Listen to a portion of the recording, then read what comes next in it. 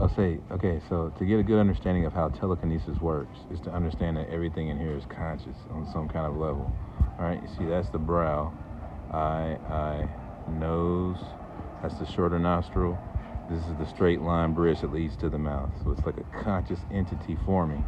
And if I were to perform telekinesis, my sense of relationship between me and the empathy of this expressive consciousness that is in this wall of consciousness, literally going all the way down, carousels and totem poles all the way in and out.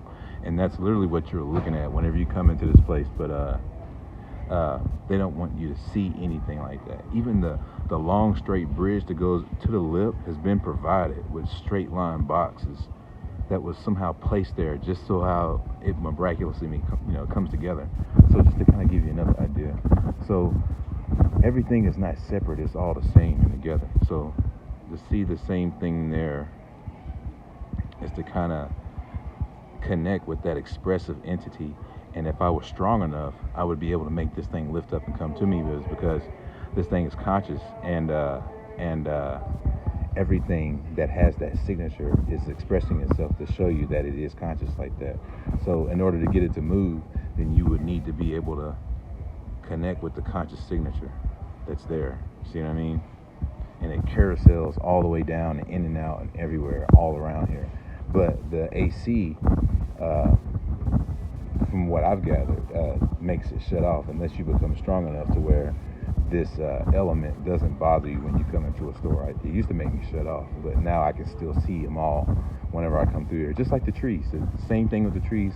The hillsides and the landscapes had nothing but consciousness in it.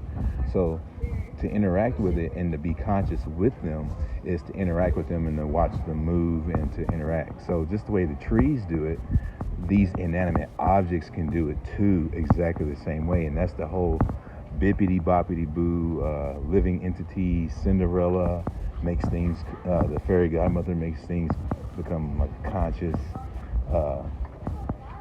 expressive entity.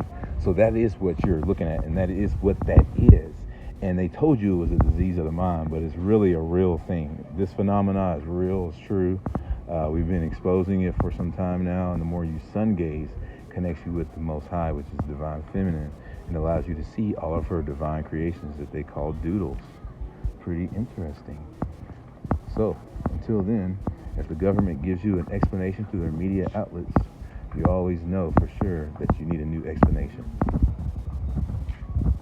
Until then, this is Grim Nasty over and out. And as always, when you get awake, stay awake.